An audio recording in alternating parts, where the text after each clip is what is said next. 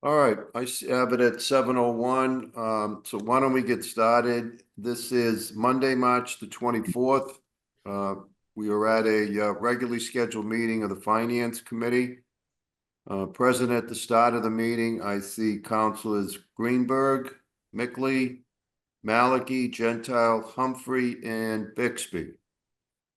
Okay. Hopefully we'll be joined by the others. All right, the first item this evening is docket item 58-25, excuse me. Her Honor the Mayor requesting authorization to expend the sum of $750,000 from the current year stormwater reserve to fund engineering services and design work for stormwater control measures. I assume that, Commissioner, you're here for this item? I will be presenting. Go right ahead. Good evening, councilors. This is a request for $750,000 to fund design and permitting for the first 4 projects in phase 1 of the phosphorus control plan, as required by the EPA under our MS4 permit. We have applied for a $17.5 million construction grant through the state's revolving fund loan program for construction of the 4 projects. We will be back to the council to accept the grant funding and to review each project once they are designed. We will be using Woodard & Curran for the design and permitting. Their scope of work includes survey, design, permitting, and meetings. We are currently working with Woodard & Curran to assess the feasibility of sites identified in the phosphorus control plan for stormwater control measures. At this point, we've identified 3 potential sites, which include the Davis School on Waltham Street, the field behind the school, potentially Elmwood Park on Lowell Avenue, and 2 spots at Cabot, at the dog park and right along the perimeter of the park on East Side Parkway. Happy to take any questions. Okay, we're being joined by Council Lipoff from Ward 8. Are there questions? Some of us heard this in public facilities, but are there any questions on the item?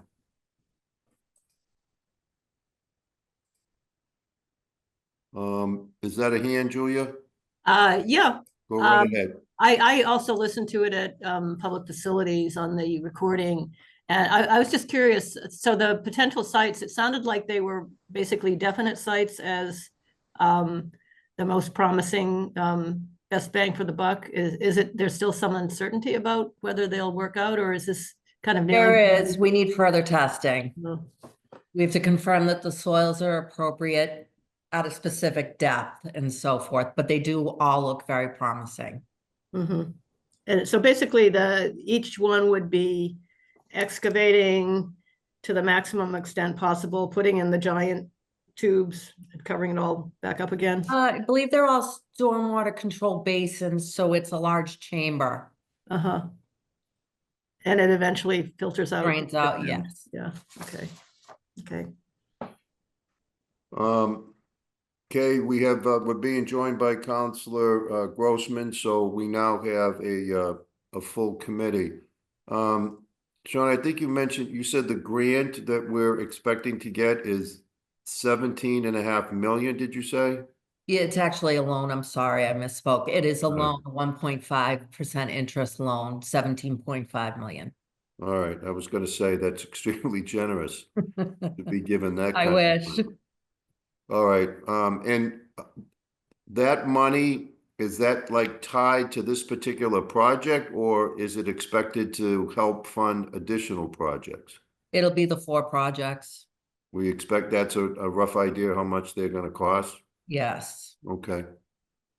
I don't see any other hands, so let me ask one other thing. I'm not familiar, not to say that we haven't done business, but this engineering for Woodard & Curran, is that a new vendor that we're doing business with? No, we've used them for our MS4 permit for a number of years. Okay. All right. Any other questions?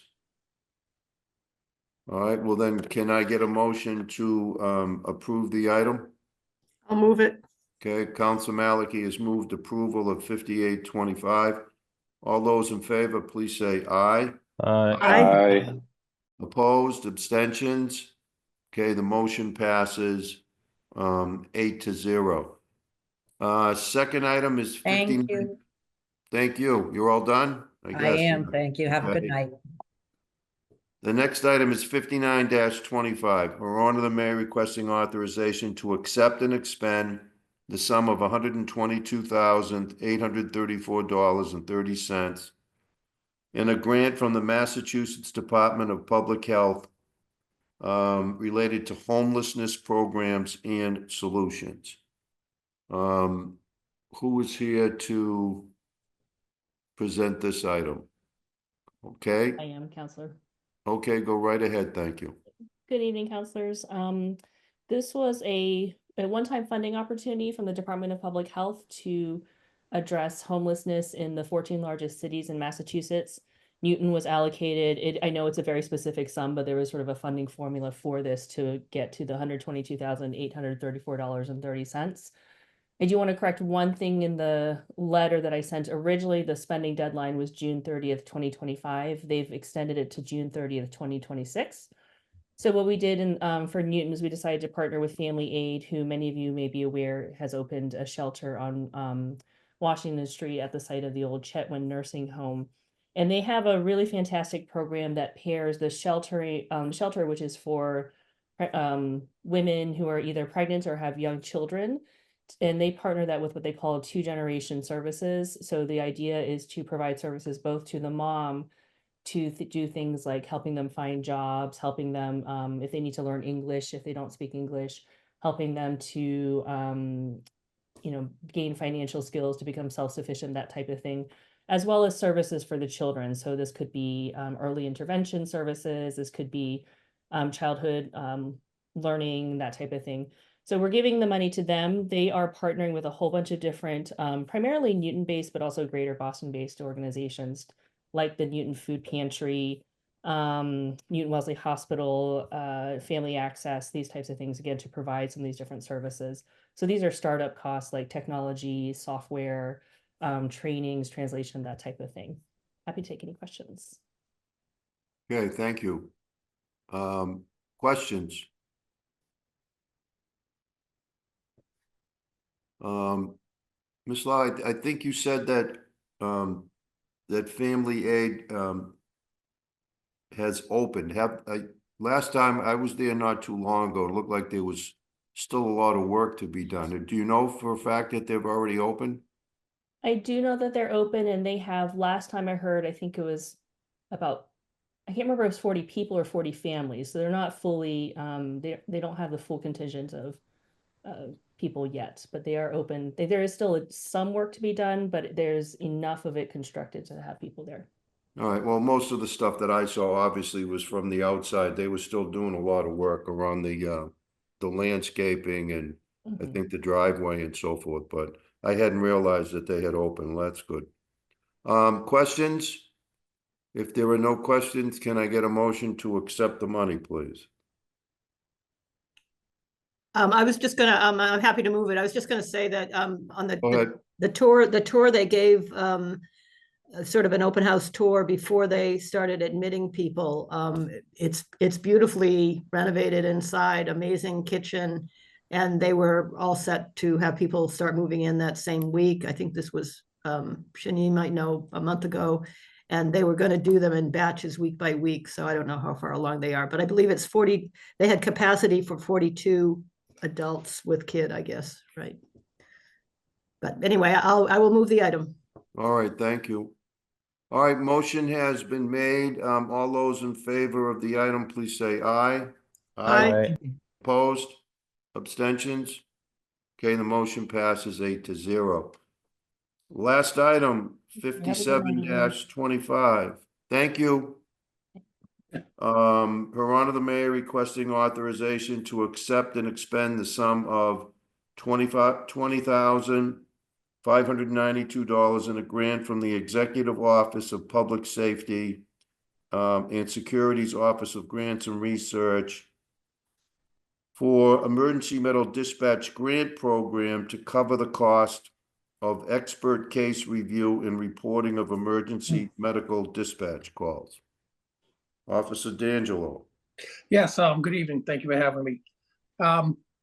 So we applied for the dispatch center. Massachusetts requires that every PSAP in the state is a emergency management dispatch, which we do. Some of the dispatch centers either do their own emergency medical dispatching or they have other people do. We have our own emergency medical dispatch. All our dispatchers are emergency medical trained. And as part of the state requirements, a percentage of those emergency medical calls have to be go through Q&A, quality assurance, and review. Some departments, well, not most, some departments use an in-house person, but it depends on how many calls they get and what the percentage is. It's quite time consuming. We actually don't have the manpower, so we use a company called Priority. And what they do is we pay them to review and do quality assurance of the percentage that's required of our emergency medical calls. Okay, so will the grant amount cover all of their work or cover a portion of it? No, it'll cover all of it. So we do about 9,300 emergency medical calls a year, and we do about we recommend that we do about 10% quality assurance.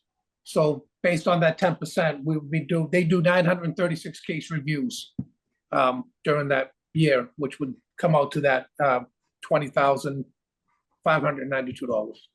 So they come out and they randomly are given 10%. They review the call that came in and the response from the dispatcher just to make sure that everything followed protocol. Is that what it's all about? Yeah, so the company's actually out of state. Like I said, the state mandates that we have to have so many reviewed. And what they do is they spend about 22 minutes per call. They review the call, then there's a format that they go through, and they add their own comments on it, how the person did, what they didn't do right. And then those all get emailed to Margie Ciccone, who's our senior dispatch supervisor. She reviews them all, goes over it with the supervisors, and they go over it with the dispatchers. So it's kind of lengthy. It's quite involved, but. Interesting. Questions? Council Grossman. Thank you, Mr. Chair. Sorry if you can't see the yellow hand up there. I'm having some technical capability challenges this evening. Okay. So just a question about the dispatch operation as it's currently running. I recall that we've had some changes in how we've been handling dispatch, or where dispatch calls are being managed in the city. Is this all now happening as a joint effort through like the Emergency Operations Center building in the fire department, or are these totally separate calls? No, so we have a combined dispatch center where our dispatchers do police, fire, and EMS, all three. So this Okay. this particular grant covers the medical portion of it, the emergency medical dispatch. So whenever a medical call comes in, there's a protocol that they have to go through, the software, and they have to respond based off all of these protocols. And if they're not hitting the right protocols or asking the right questions, that's what they have to review and make sure that that the protocols are being followed, and that the dispatchers are making sure that everything's being handled the way that the state expects it to be handled. So that's what the review is for. So this contract that we pay to this third party, does that get paid out of the police budget or out of the fire budget? It's actually out of this grant, but it's out of the police budget. Okay, but so But it this gets grant reimbursed flows. for the grant. Yes. Do we get this grant every year? I'll be honest with you, I'm new to this position, but yes, we have been getting it. I don't know how many years we've been getting it, but I know for the last few years we definitely have been. Okay, interesting. This one is not sticking in my brain for some reason from the past, but I'm sure that's correct. So thank you so much. I really appreciate it. You're welcome. Council Malachi. Thank you. That was one of my questions. Did we get it every year? So it sounds like we do. And I feel like I've heard this before, and I don't know if it was maybe this specific medical dispatch or if it was like a auditing of a different type of call. Are there audits of different categories of calls besides this?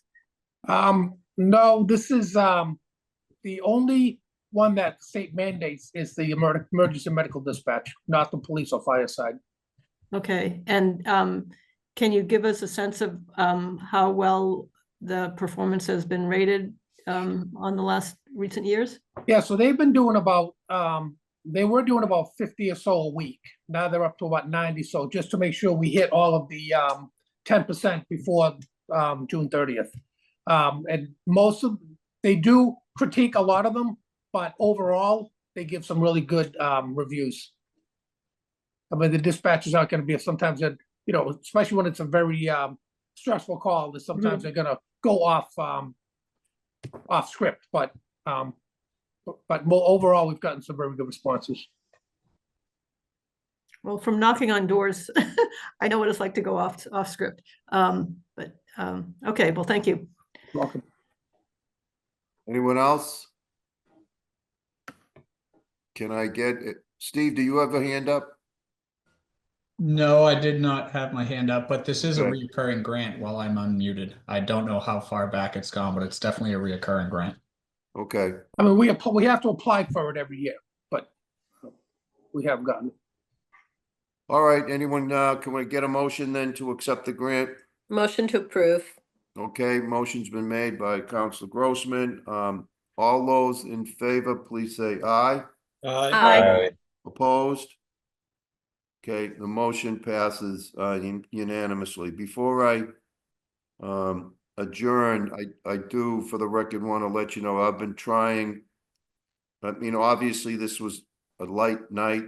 Anyone could see that, and I have been trying to do meetings before full council. I certainly could have done that based on the 3 items, but as you know, we have the photo on Monday, so I didn't really want to complicate things because that gets to be a little hectic sometimes. So I didn't want to complicate things and try to hold a meeting before, as Katie reminded me, before the full council next Monday. So that's why we didn't do it that night, but that's still something that we'll try to do whenever it makes sense.